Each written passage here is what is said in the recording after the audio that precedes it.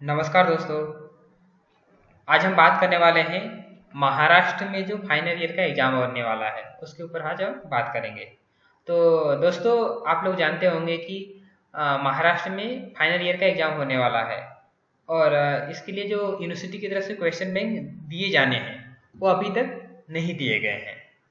परंतु पिछले वीडियो में हमने देखा था कि जो महाराष्ट्र में जो HPT आर्ट्स एंड RY के साइंस कॉलेज है, इसके ऊपर इस कॉलेज की वेबसाइट के ऊपर एक क्वेश्चन बैंक अपलोड किया गया था। तो जिसमें हमने देखा था कि BA और MA का जो क्वेश्चन बैंक है, जिसमें हिंदी साहित्य के इतिहास विषय के बारे में जो क्वेश्चन बैंक अपलोड किया गया है इस विषय पे, तो उसका हमने 35 क्वेश्चन लिए थे। आज हम 36 क्वेश्चन से शुरू करेंगे। तो आइए हम देखते हैं। 36 नंबर का क्वेश्चन है, घनानंद की रचना का नाम है। 4 ऑप्शन है, सुजान सागर, सुर सागर, स्वर सागर, प्रेम सागर। तो घनानंद की रचना का नाम है सुजान सागर। तो खड़ी बोली का प्रथम महाकाव्य है। 4 ऑप्शन है। पहला है कुरुक्षेत्र, माफ कीजिए, उर्वशी, कामायनी, प्रिय प्रवास, कुरुक्षेत्र। तो खड़ी बोली का प्रथम महाकाव्य प्रिय प्रवास है। अगला प्रश्न है, साकेत के रचनाकार हैं। ऑप्शन है जयशंकर प्रसाद, सुमित्रानंदन पंत, निराला, मैत्री शरण गुप्त। तो साकेत के रचनाकार है मैत्री शरण गुप्त। अगला प्रश्न है, पुष्प की अभिलाषा कविता के कवि हैं। ऑप्शन है महादेवी वर्मा, श्रीधर पाठक, पंत, माखनलाल चतुर्वेदी। तो पुष्प की अभिलाषा कविता के कवि हैं माखनलाल चतुर्वेदी। तो अगला प्रश्न है, छायावाद को स्थूल के प्रति सूक्ष्म का विद्रोह किसने कहा है। ऑप्शन है आचार्य रामचंद्र शुक्ल, डॉक्टर नगेंद्र, रामविलास शर्मा, नागार्जुन। तो छायावाद को स्थूल के प्रति सूक्ष्म का विद्रोह डॉक्टर नगेंद्र ने कहा है। अगला प्रश्न है, कामायनी में कितनी स्वर्ग, ये यहाँ पर स्वर्ग की जगह सर्ग होना चाहिए। तो कामायनी में कितने सर्ग है, तो कामायनी में 15 सर्ग है। ऑप्शन दिए गए हैं जैसे कि 12, 14, 15, 16। तो कामायनी में 15 सर्ग हैं। कामायनी में किस दर्शन की अभिव्यक्ति हुई है। ऑप्शन है शुद्धाद्वैतवाद, अद्वैतवाद, विशिष्टाद्वैतवाद, शैव दर्शन। तो कामायनी में शैव दर्शन की अभिव्यक्ति हुई है।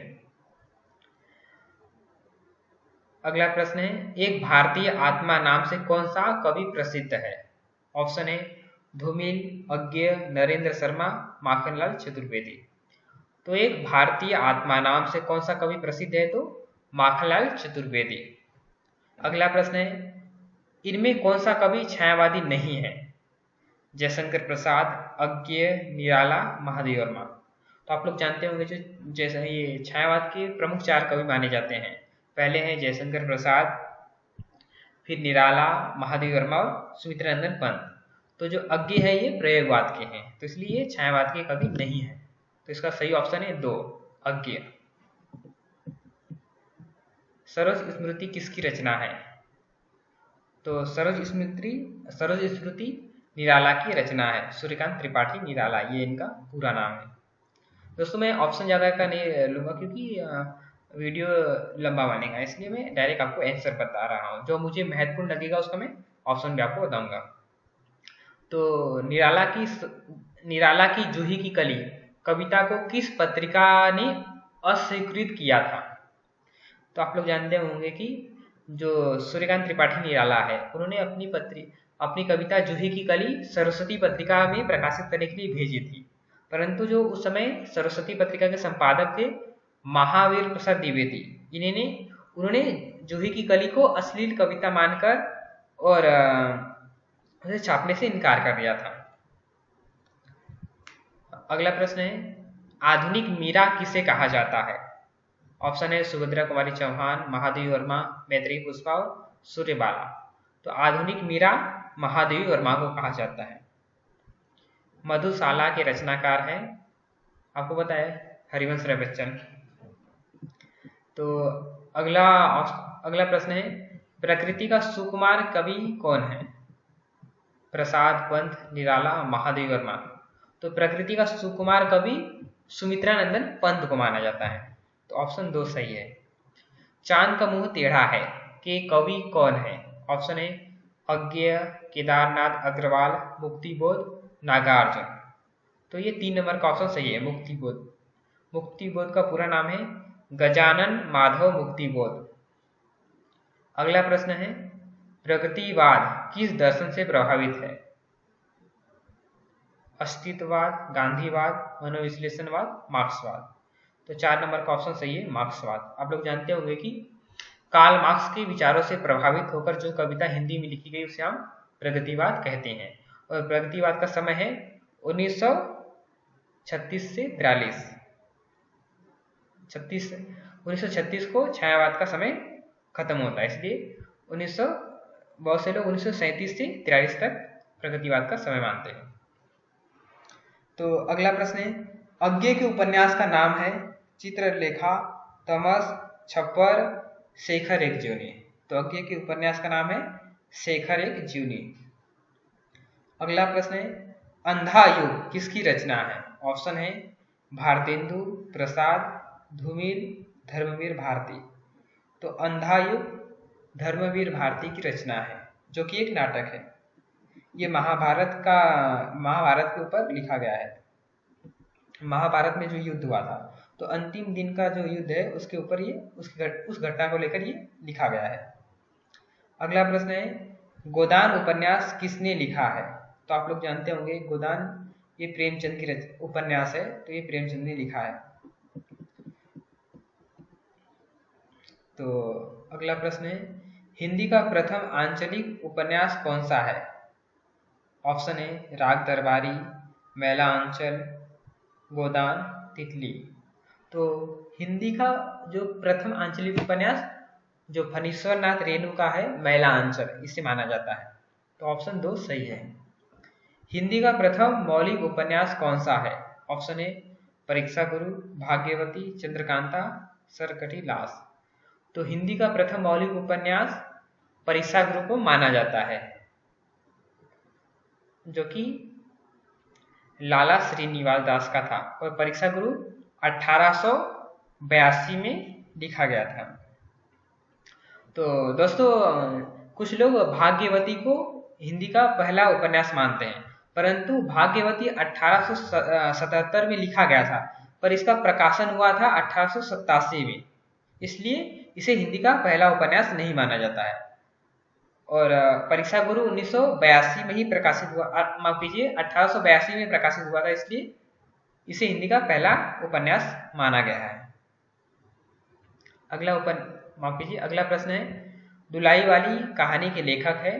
तो दुलाई वाली बंग महिला कहानी, जो बंग महिला है जिनका पूरा नाम है राजेंद्र बाला घोष, ये इनका कहानी है। अगला प्रश्न है, समानांतर कहानी के प्रवर्तक कौन है? Option A Dudhnath Singh, Kamleshwar, Rajendra Yadav, Mohan Rakesh. तो जो समानांतर कहानी के प्रवर्तक माने जाते हैं वो है कमलेश्वर। अगला प्रश्न है, आधे अधूरे नाटक के रचनाकार कौन है? तो आधे अधूरे नाटक के जो लेखक हैं वो मोहन राकेश हैं। अगला प्रश्न है, 8वां सर्ग नाटक के रचयिता कौन है? ऑप्शन है मोहन राकेश, गोविंद चातक, सुरेंद्र वर्मा और सुदर्शन। तो 8वां सर्ग ये सुरेंद्र वर्मा का नाटक है। अगला प्रश्न है, चिंतामणि किसका निबंध संकलन है?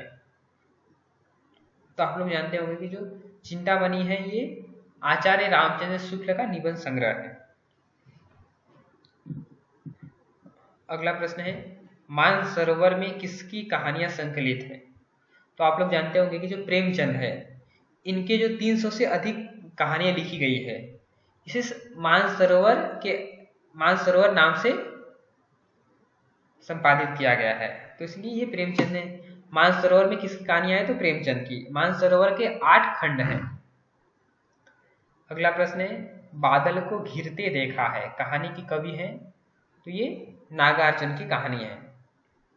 दोस्तों मैं ऑप्शन इसलिए नहीं सुना रहा हूं क्योंकि वीडियो लंबा न बने। उसने कहा था कहानी के लेखक हैं प्रेमचंद, प्रसाद, चंद्रधर शर्मा गुलेरी, नागार्जुन। तो उसने कहा था कहानी के लेखक हैं चंद्रधर शर्मा गुलेरी।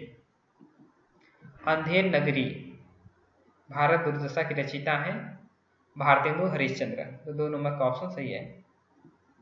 अगला प्रश्न है, आखिरी है, जल टूटता हुआ उपन्यास किसने लिखा है?